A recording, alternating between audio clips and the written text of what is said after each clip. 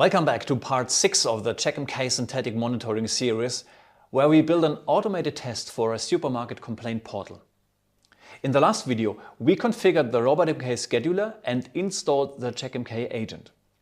The tests are now running reliably in the background, and in this episode we will discover the test cases in Checkmk. Let's go!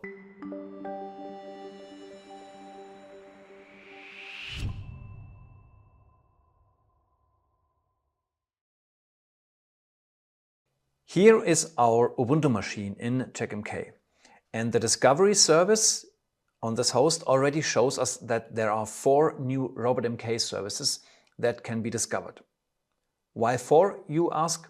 I will get on that in a moment. Let's start the discovery on the host. There they are. But oops, they are not working.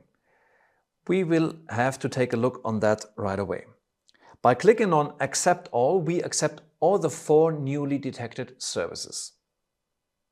Now we save the configuration, and now let's take a closer look at the host's service list. The newly detected services are still pending, and with an active rescheduling of the Checkmk service, we retrieve the fresh data from the Checkmk agent. And here we now have our 2 failed test services. I open now the Robotmk log file. You know this already from VS Code, which will surely contain the reason for the fail. And here we have it. The reason is clear. Remember that we have started the browser with headless equals false. We wanted to have a UI. But if the web tests are supposed to run in the background, this is not possible, of course, because without an X server, the browser cannot display a UI. The solution here is very simple.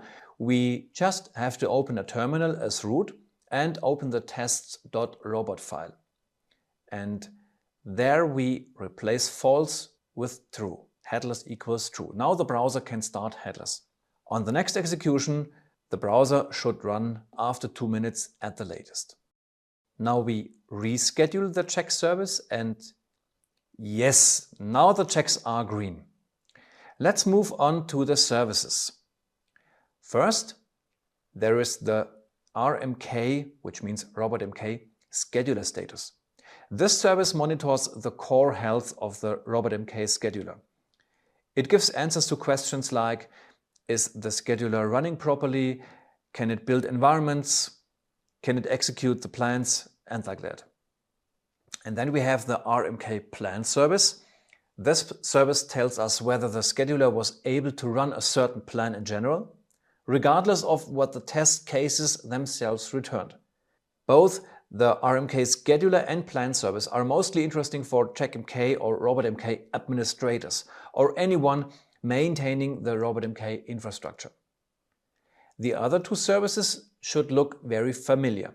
They are representing the 2 test cases we have written in our robot file, which are submitting the complaint and verifying the message in the mailbox.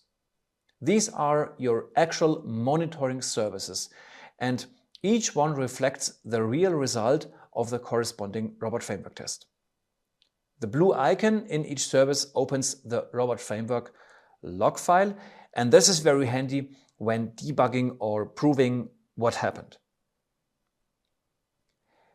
If you have followed along until here, great job! And now it's your turn. You should be able to discover the same services too on your Checkmk system. Again, if you have any questions or additions, just write them down in the comments. And in the next video, we will take this one step further. You will then learn how to apply thresholds and how to get alerts when test durations exceed the normal limits. See you in the next video. Bye!